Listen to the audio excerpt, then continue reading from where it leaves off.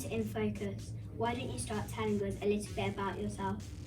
Well, I've been a teacher at Holy Rosary. I tried to work this out about 25 years, a really long time, and I've loved it at Holy Rosary. Both my children came to Holy Rosary, and something that people may not know, I taught them both part-time when they were in reception.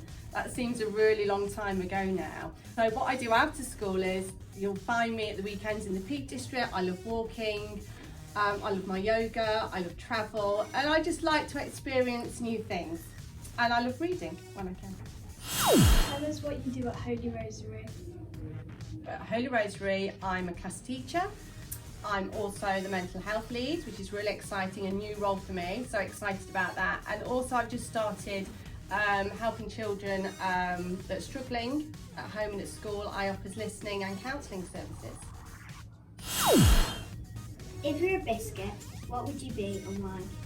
Oh, I know the answer to this straight away, only because I used to eat lots of these as a child. A custard cream, because I'm a little bit complex and hard on the outside, but actually I'm really soft and nice on the inside. How important is it for us to prioritise our mental health and well-being? That's a really good question. I feel it's so important for everyone to make their mental health and well-being a priority. I'm a big believer that if we don't do that, if we don't set aside time to focus on that part of ourselves, that it will show up in our physicality, you know, in coughs and colds and even, you know, other illnesses. So having that time to plan into your week, your day, even your hour, to focus on your mental health well-being should be a priority. What happens already at Holy Rosary to support this? There's some great things that happen at Holy Rosary. Daily and weekly we have our listening hour, which is great for the children to get to listen and to talk about the feelings, what's gone on in their week and their weekend. Great to connect with the teacher and with their peers. We also have our new slow and calm approach, which we've been doing since we come back to school, and that's really helping with the children to think about how they feel and how they conduct themselves around the school, how they interact with their peers and their friends. And also I've been helping the children in the week, offering listening and counselling to children who are struggling a little bit, and it's nice to be able to sit and have a chat, do some book nor art therapy and really talk about what's worrying them.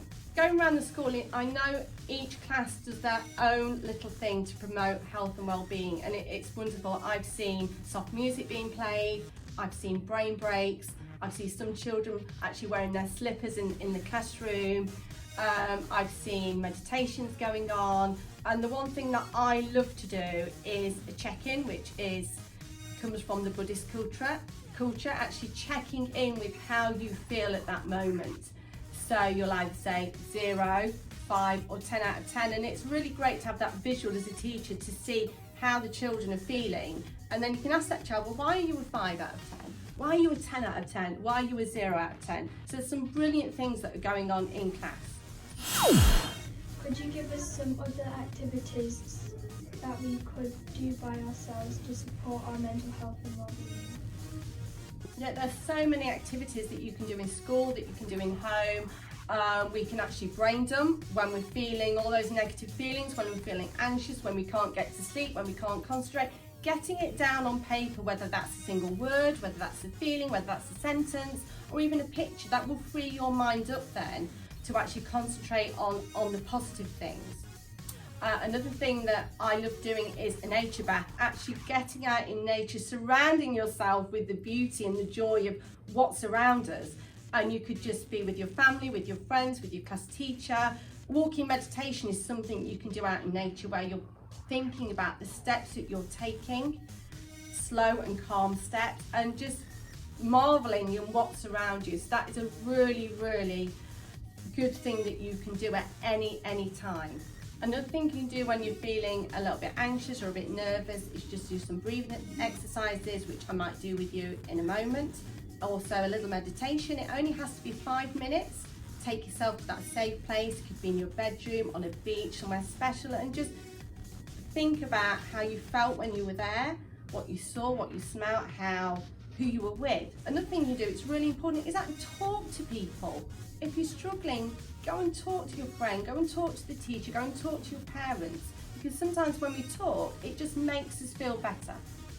And another thing you can do, and I know we do this in Holy Rosary anyway, is those positive affirmations. You can do those at home. You can do them for yourselves, a member of your family, a friend, anyone that needs that positivity. You can be saying, you are strong, you are brave, you are loved. And that goes a long way in helping you raise your self-esteem and self-worth for yourself and other people.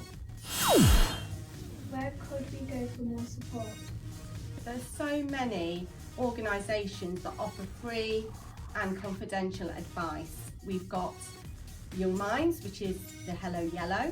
We have got Minds, there's Bridge the Gap, and there's also the NHS Every Mind Matters. And that's just a selection of the hundreds that are out there. So it's just a matter of going onto the internet, seeing what you can find and seeing what help they can give you. Would you lead us in a short breathing exercise now? Of course. Well, the first thing you need to do is make sure you're sitting on a chair with your feet, if you can, placed firmly on the floor, your hands resting on your knees or in your lap, and just be nice and straight. Try not to slouch, just sort of relax your shoulders. And then what we're going to do, we're going to take a breath in through our nose, and we're going to count to 4 as we're doing that. We're going to hold that breath for 4, and then we're going to sigh it out through our mouths. When we're ready, we're going to breathe in for 4, hold it for 4, and sigh out. Let's try that again. So breathing in for 4,